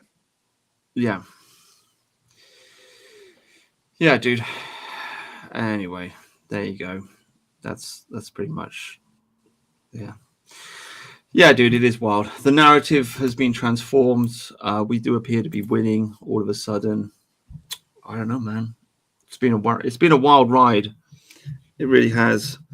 What I've been saying, and I'll say it to the chat as well, like these black pillars that like Fuentes or anyone of that nature that's shitting. Even Jared Taylor, who had a fucking awful inauguration day, like his feed was absolute shit. Oh yeah, I saw that. I was surprised. Like he just got back on Twitter. I thought maybe he'd be a bit more upbeat because he's allowed back on Twitter, but instead it's just, oh, Morgoth deleted his post. Look at that. I reposted it. The cup is always half empty for this fella, and he fucking deleted it. That's interesting. Yes. We're moving into a new epoch, I think, and you're going to have to leave some of these people behind. Because like someone like a Fuentes, so I've got a theory on Fuentes, right? So I remember watching his stream the night that JD Vance got nominated as a VP pick, right? And he's apparently in mutuals with BAP or something, and they've got like this big beef, right? So Fuentes was practically crying that night about it. He turned against Trump at that point. I think he made the wrong bet on the election. He was thinking that Trump was going to lose, so he'd be able to say, "I told you so." Trump won, and now he's locked into this fucking pathetic Kiwi Farms A-log style of content. And he's just going to be filling your feed full of shit for the next 4 years. So just unfollow him for a while. unfollow Devon Stack and follow Morgoth. Like if they're just gonna be negative all the time when we're stacking wins, Well, I know. I you never don't even followed. see it. Yeah. I never followed. Well, I never followed them. I never listened to them to start off with. I just like to point out every now and again how depressing they are, just to try and save other people from their grasp. But yeah, I'm definitely on the side of. I read Bronze Age Pervert recently as well, and fucking great book. I really enjoyed it. I kind of stayed away from it for a while because people said he's gay and he's a Jew and this, that, and the other, and I was just like, oh, I don't know. But it's a very upbeat, positive book. It's about warriors. It's about old Hellenistic culture of men going out and doing wild things. And I can 100% see why it would appeal to young men. And it's a victorious, glorious book. And I just think they've got a much better vibe, basically. Yeah, I've never read it. Like a few years ago, I blocked a few of those guys because they kept posting fucking pictures of them with their shirts off on Twitter, and just not into that. But he's been making some good points lately. Yeah. Yeah, there is always the gay suspicion whenever you get involved with bodybuilders, but I don't think every bodybuilder is gay. No. But anyway, I mean, it's more upbeat than the depressed stuff. I mean, at least they want to win. Yeah. So. Yeah. I always liken it to 4chan because I used to visit Pole quite a bit back in the day, and I found that it was affecting my moods. Like it was particularly negative for a period, so I stopped going there, and I found my mood improved. So I'm quite serious when I recommend to the chat that they really think about what these people are putting into their feeds, because you can't be black-pilled all the time. Yeah, especially when we're winning. It really is a surprise that Jared Taylor would be so. I wonder is Kevin McDonald on Twitter? Yeah, he's back on there. Oh, right. I wonder if he's still black-pilled. I remember a friend of mine telling me that he was like the most black-pilled person that they knew. I wonder. Well, like for Fuentes, I think it might have been a good thing for Jared Taylor to be banned, because if he's going to be posting that shit online, he's going to make himself pretty unpopular. And yeah, I know he's been around for a long time, but that slop he was serving up on Inauguration Day was kind of off-putting. Yeah, which I guess we're just going to have to wait and see. What do you think, seeing as you're an Australian, you're living in a former British colony, what do you think about Trump annexing Canada? I mean, this is wild. This is so wild that, like, I when did he start talking about it? It's like a month ago. When he first said it, I thought, is he joking? Is that just a meme? And then it's like, no, he's doubling down again and again and again. He's seriously. He's not annexing Canada. What that's about is when he won and he met with Trudeau, he said, right, we've got people coming in through the northern border, and we've got drugs coming in through the northern border. So we want you either shut that border, or we're going to put tariffs on you. And for whatever reason, Trudeau said, no, we're not shutting the border. So Trump's been trolling them ever since. So he's not going to annex Canada, but he's just mounting a pressure campaign till they get some action on the border there. That's all that is. So he's just talking big. Yeah, he's just putting pressure on him. It's a bit of Trump. But he seems to be serious. Just to keep the pressure on. He seems to be serious about Greenland. Yeah, if they want to buy that. With the Panama Canal as well, like apparently Chinese companies operate both ends of the canal, so that's why that's getting the attention it is, because they can shut the canal to US traffic anytime they want. Yeah. So there's a real geostrategic imperative there. So people go, was he crapping on about this? Well, there's a reason for that. And as for Greenland, I think the way that works is basically it's either going to be controlled by China, Russia, or the US. So it might as well be the US. Right. And this come up in his first term too. So that's just probably something that's kicking around the State Department. Whether or not that goes anywhere, I'm not sure. Right. I mean, okay, but putting aside the fact that you think Trump is just trolling, do you think it's a good idea or not from the perspective of being a British colony? What do you think? Well, I mean, as far as governance goes, like for the next 4 years, it would be better for Canada to be part of the US than not part of the US. But I don't think it's a realistic I don't think it's realistic, so I don't spend a lot of time thinking about it. I have been to Canada though, and just on the British colony thing, like it felt a lot like home Canada. Like I remember driving around, and we were driving up. I was with a Canadian girl at the time, and we were driving up from the suburbs of Toronto up to the Great Lakes to spend a couple of nights in a cabin up there. And we took the Queen Elizabeth Way, I think it was called, and I was like, oh wow, like all these roads and whatnot, suburbs named after British stuff, like a lot of the stuff, the older stuff is here. So yeah, there's something to the Commonwealth, mate. It really felt like home.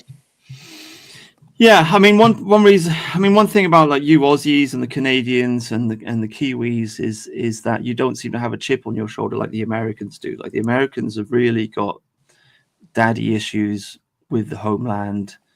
I don't know, when it comes to the Canadian thing, I got to admit to you, I'm kind of split. Like on the one hand, like my dream would be that we fix this country and we fix the monarchy and we get the ball rolling, and then we kind of, we lead the way and we save Canada and Australia and New Zealand. Maybe if we had a decent king, we could just, like, the king could give down like an executive order or whatever and just, order Canada to close its borders and order Australia to close the border or something like this. That's always been my fantasy. But then another part of me, I just feel like, well, America is very big. It is very powerful. And how long, like, is it just going to allow Canada to just sit there? I mean, it just seems like it's ripe for conquest. And I don't know, how many hundreds of years is it going to take before Canada is absorbed into the United States of America? It seems like that they speak the same language, same culture, same inheritance, more or less. It just appears to be a natural progression in some ways. No, well, I mean, I'd probably spin it the other way. I think that Canada is a safe neighbour to have up north. They're non-threatening to the US. They've got a similar culture.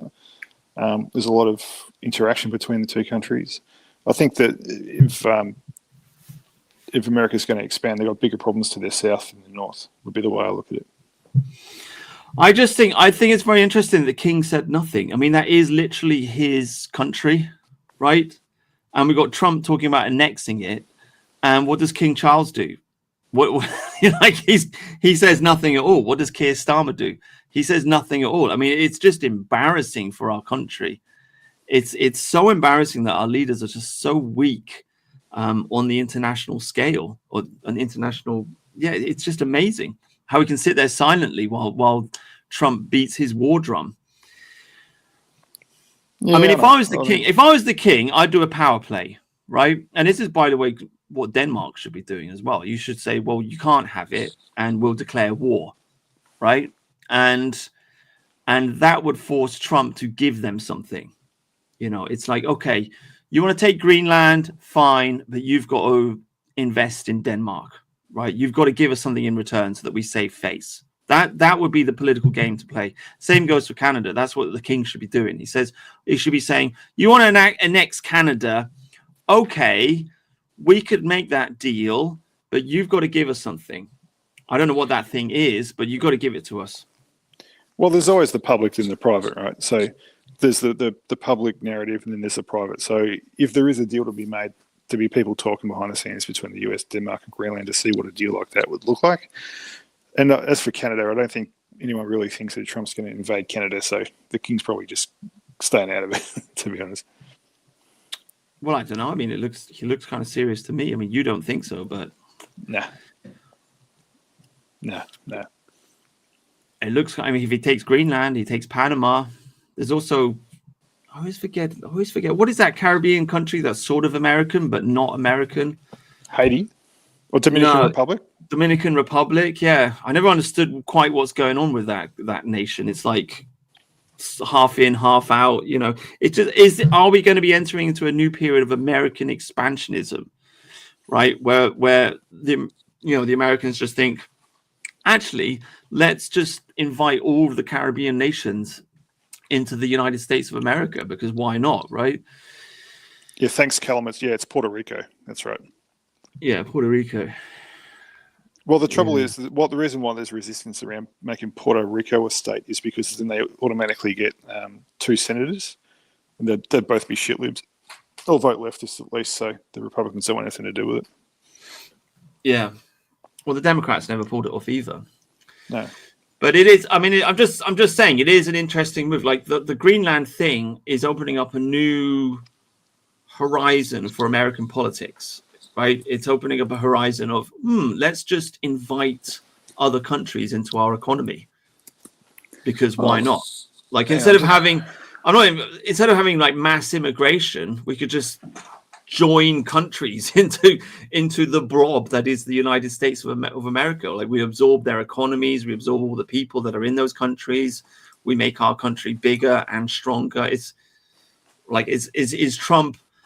I mean, I think the Greenland idea is a good idea. I think the Canadian idea from the American perspective is good for America, and the Panama thing as well, probably. But is he just opening the door to something wider in that somebody else is going to come along and say, well, let's just let Mexico join the United States, right?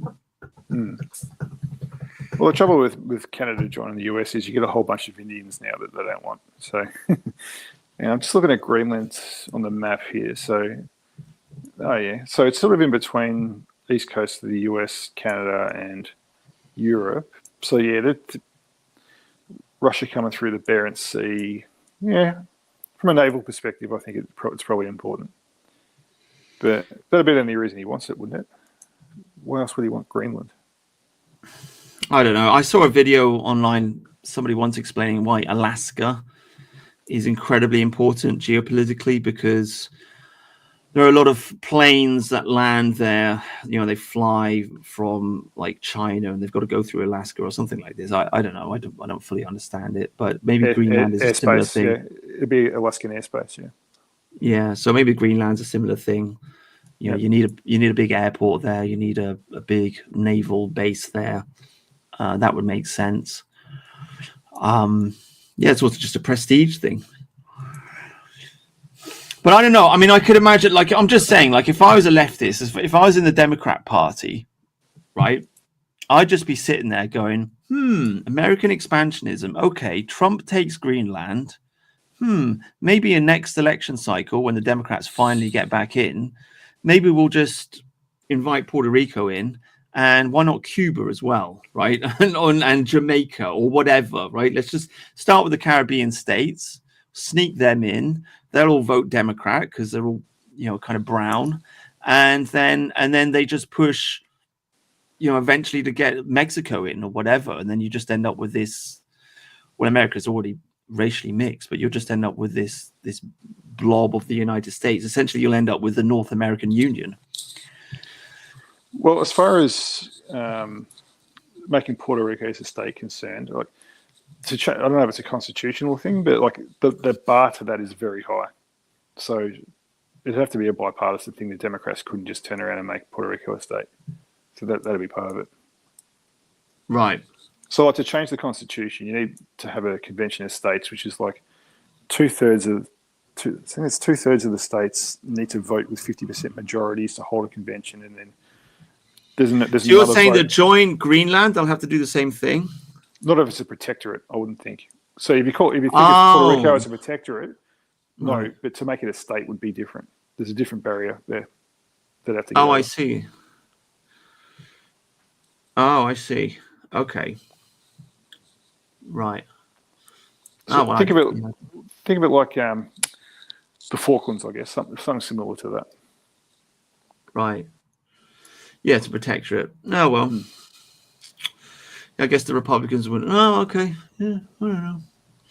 Anyway, I don't know. I just have these megalomaniac fantasies. I don't know why. Even if they're good or bad, I can just see America growing, just becoming this giant. Well, I think he's playing a psychological trick in that he's trying to get Americans to think big and be positive, and embrace that sort of manifest destiny sort of Americanism. Yeah, because positivity is pretty important, as far as politics is concerned. So maybe there's some angle like that to it. What do you think about our boy Elon? Oh, I'm a skeptic. I've been a skeptic. Well, he's done some good things. Yeah. You're not playing the Roman, are you? No. Would that get me banned? No, probably don't know, mate. This because it just seems like Barron really doesn't like him. Oh, I don't know. Maybe Barron's. I remember Elon back in like 2015 and that when he was a shitlib, and he's a bit of a flim-flam man. Like he makes all these big boasts and never really delivers. All these self-driving cars that are killing people, and the way that he was attacking people that were shorting Tesla. Because me and my brother went down the Tesla short rabbit hole for a long period of time there. And he was building these faulty cars and all the rest of it. Like this boring company, the what do you call it? The Hyperloop, which is this tunnel that was supposed to be like this. Yeah. Jetson style level of technology, and then it turns out it's just a tunnel with a couple of Model Ys going through it. So, and I remember in Australia, so South Australia is a state down here, and they got rid of all their coal-fired power plants, and they were getting their power through these big cables from New South Wales and Victoria, and they had this major blackout. So Elon pops up on Twitter and says, "I'll build a battery for you that's going to solve your problems," and politicians went for it, and they spent like $400 million building this fucking big Tesla battery somewhere that can only power the state for literally 4 minutes. Oh, so, wow. so there's a lot to be skeptical about with Elon. I was obviously a fan of his purchase of X and what he's done there, but this H1B thing sort of lost me again, to be honest with you. Yeah, I mean, I'm a skeptic as well. I'm certainly not a maximalist. I think he's a smart guy, but I think he's largely a rent seeker. Like his fortune's been fueled by subsidies for Teslas. Because I think in California, like if you bought a Tesla, you got like a $5,000 subsidy or something from the government for it. Oh wow! He's got all these government contracts with basically NASA's just outsourced the space program to SpaceX. For good or bad, but yeah, he's definitely a bit of a flim-flam man, and he knows how to extract government contracts. That's for sure. Yeah, I've always just considered him to be a con artist. I mean, it's impossible to know what these people are thinking, but it does. I mean, they did turn his son into a troon, so maybe he is a con artist. He's been living off subsidies. Tesla is obviously completely overvalued. I saw a graph on the internet. I should have posted it on Twitter, but there was a brilliant graph on the internet just showing the different valuation, like stock market valuations of various different car manufacturers in comparison to their actual revenue. And like Tesla's off the chart. Like it is. Yeah. I remember those charts back in the day. Yeah, it's massively overvalued. Yeah, they're not making as much money as they should be. Which is why people have been short in Tesla for such a long time. I think he's a con artist. I think he's just the old school American tech grifter. He's playing the role of being the genius. He's the autistic genius. It's just marketing. That's all it is. He's Steve Jobs. He's a smart guy. He's the money man. But like the idea that he's designing rocket engines is a fallacy. Yeah, he's also just. I think the whole gamer thing has really, really exposed him, especially to the game, because the gamers would be like the kind of like white, kind of like nerdy, kind of slightly techie type of people that would usually love Elon Musk, which is why he started doing the online gaming in the first place. But now he's just revealed himself to basically a fraud, and the gamers.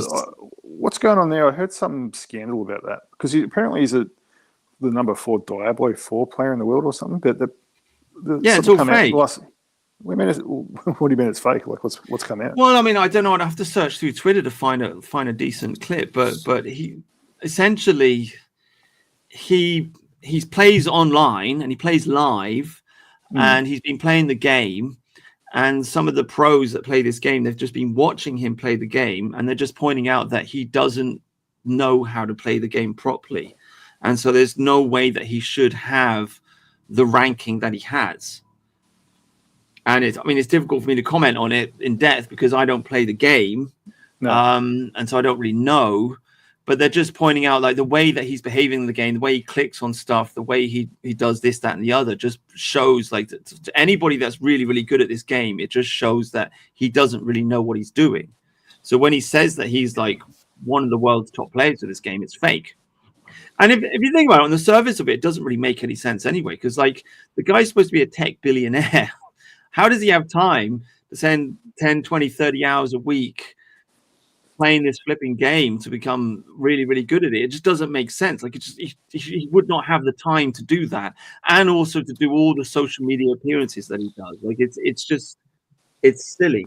So I think he's been fundamentally exposed to the gamer community, and his reaction to this has been to remove, Asmongold. I've heard the name, yeah. Yeah, well, Asmongold, like, anyway, he's just a streamer. He's a funny guy. I've just started watching him like in the last 6 months because he kept popping up on YouTube. But he's just like some funny streamer, gamer guy on YouTube. He exposed him. A bunch of other people exposed him.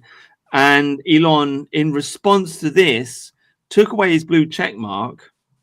And I think he actually even posted some of the private chat from Asmongold's private chat on X. Really?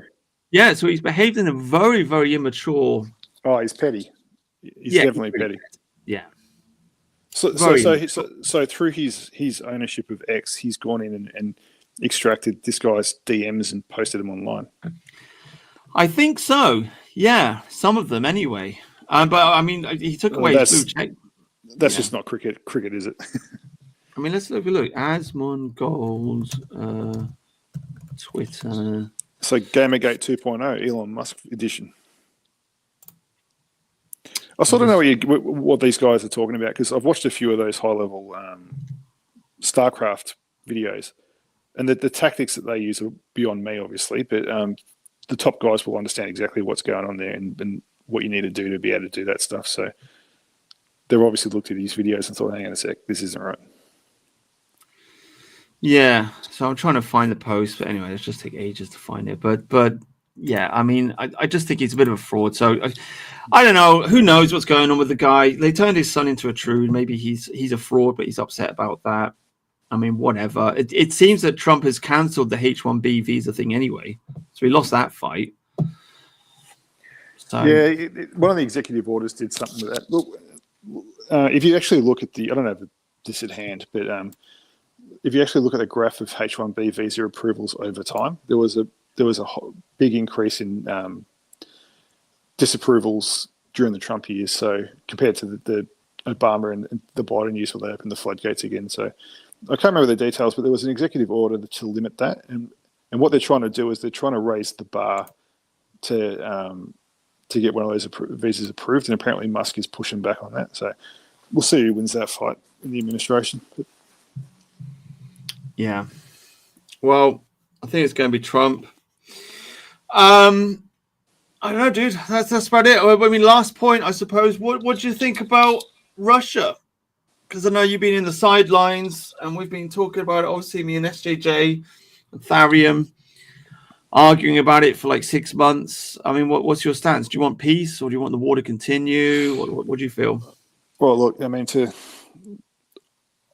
when that first happened, I was a bit current thinged out. Like, I've been through 4 years of Russiagate and saxophones and COVID lockdown. So when that started up and we got all the tweets about Sam Hyde shooting down Russian generals over Kiev, I thought, I'm tapping out of this one, boys. So I haven't followed the blow by blow, but I mean, in terms of who started the war, I mean, the fact is, like, you got to look at the real politique here, and you can't put NATO missiles 80 Ks or 100 Ks from Moscow. I mean, that's just the way spheres of influence works. Now, is Putin my guy? Probably not. But what I do know is that he hasn't done anything to make life worse in my suburb, whereas I know a few people that have. So I don't hate the guy. I think we should basically the Trump position. We don't have to love the guy, but we can work with him to achieve common goals. I just want to see the war stop. Like, if you ask me whose side I was on, I'm on the side of the common fighting man on both sides. I just want him to stop getting killed. I think Zelensky's he's a grifting, corrupt shithead. Yeah. I just hope Trump brings it to an end. And the point I've made, and I think I made this point a long time ago, but there's a lot of pretty hot, sophisticated weaponry getting dropped into Ukraine that's going out the back door, getting sold on the black market all over Europe. So we're going to start seeing those weapons pop up in European cities soon. And I think we already have. I think the rifles for one terrorist attack, I can't remember which one, was sourced back to the Ukraine war. So wait and see on that one. So yeah, I just think it needs to end. I think it needs to end too. I think we need peace. I think that, SJJ and what's his name, Wyvern the Terrible, and all these people, they've definitely got a point when they're pointing out that Putin is not the hero that some people on the dissident right think that he is. They've definitely got a point when they say that Russia is paying for Western propaganda. I mean, we saw this with what was her name, Louise Chen? I forget. I think.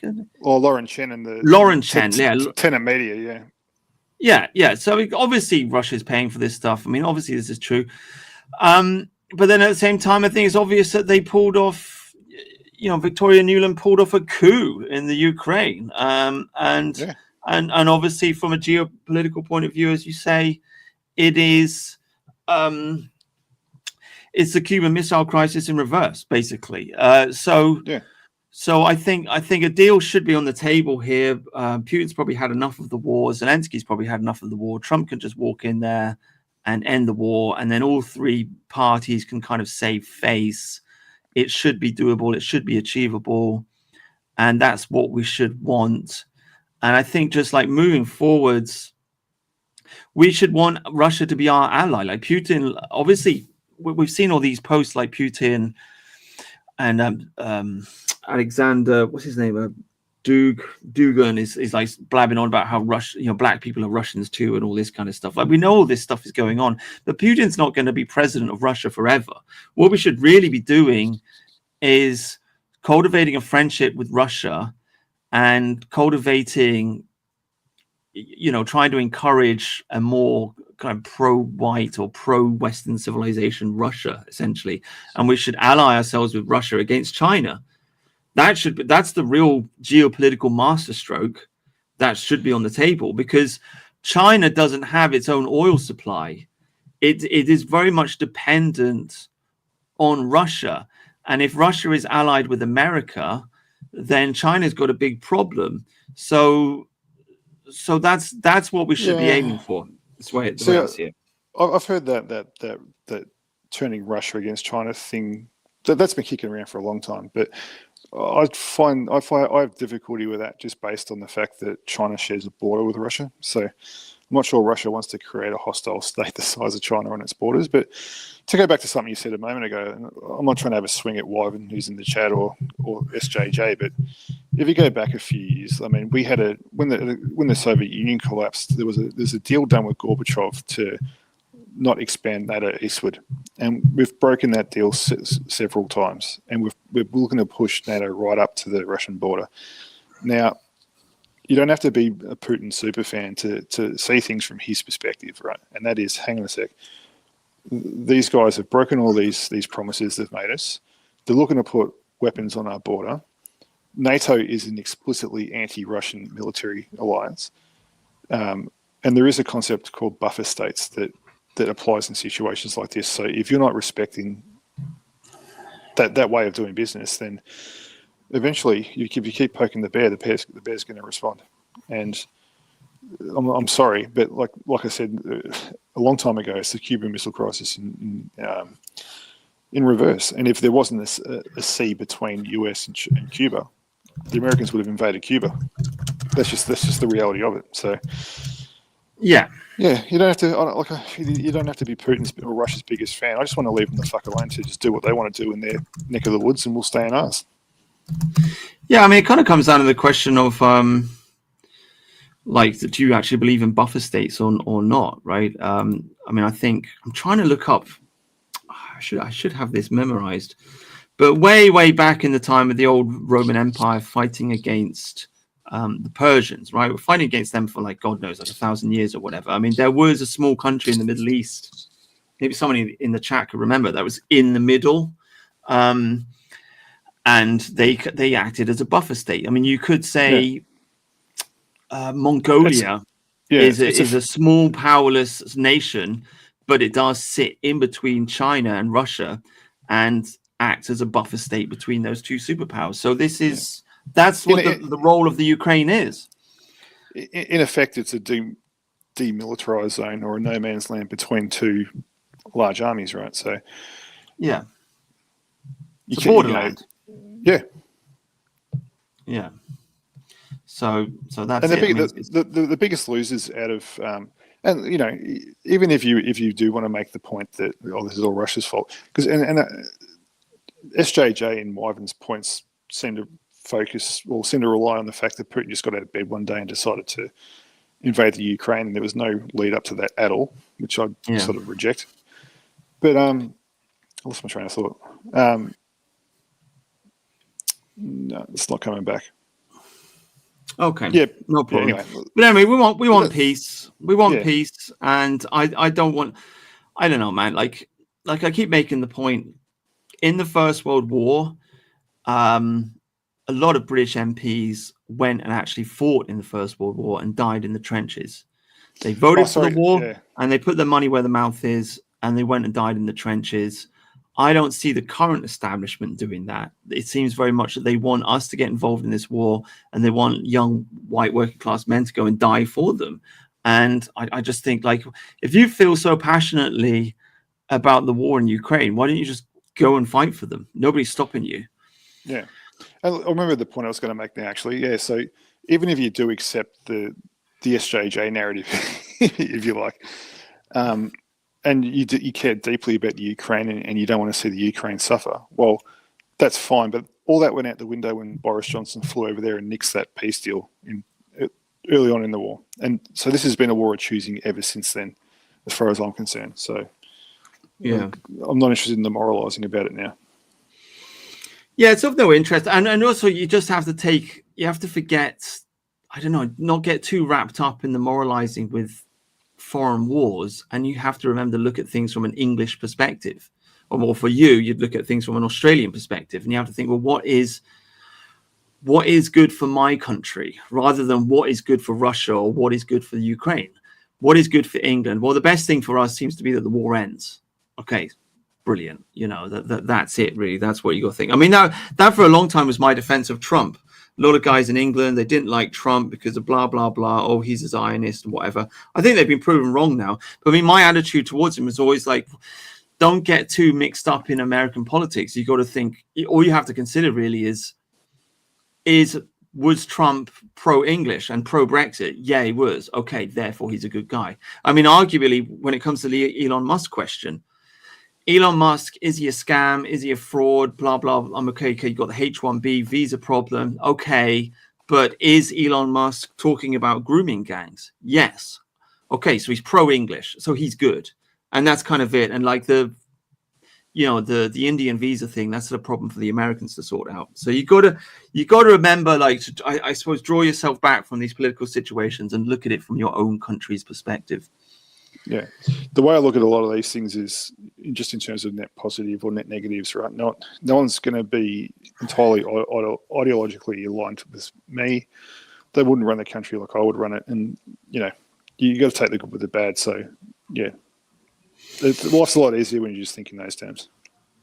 Yeah, dude, cup is half full, not half empty. I'm really happy that Morgoth deleted that post. I think this is like I don't usually have victories on Twitter. It's just such a minor victory for me. Like, oh wow, he deleted that post. He did. Where is it? He deleted his Blackfield. He's lost a couple of steps, I think. Well, I used to really like him back in the day, but he's lost me lately. Yeah, it was just a post of like, he was just complaining like all this good stuff is happening in America, but nothing good is happening over here, and it's just like, man, dude, you got to cheer up. But anyway, on that point, I'm absolutely dying for a wee. Thank you very much for coming on the show for a chat. Thoroughly enjoyed that. Thank you for everybody in the chat for listening. And that's it. I'm going to burst. We're nearly at 2 hours. is there anything you want to say at the end?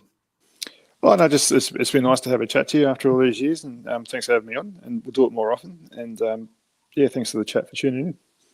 Yeah, we'll definitely do it again. Maybe next time we'll get Robert Cobb on. Shame on Robert. Shame on him for letting me down twice in a row. But maybe next time we'll get him on as well, and we'll have a proper Oz chat. There is one quick thing I'll just mention. And we didn't get to it tonight, but you're interested in Australian culture. Yeah. So I'll put a little list together. In the next day or so, I'll update the comments in this video with a list of contemporary Australian music and movies and that sort of thing. That if you're interested in consuming a bit of Australian content and some pretty good stuff that I'll recommend, I'll just take a look in the comments in a day or so, and you'll find a bit of stuff to sit back and watch and enjoy. All right, mate. Cheers. Right, one more. Thank you very much. Thank you, everybody. Good night. Goodbye. Good day. Good day, mate.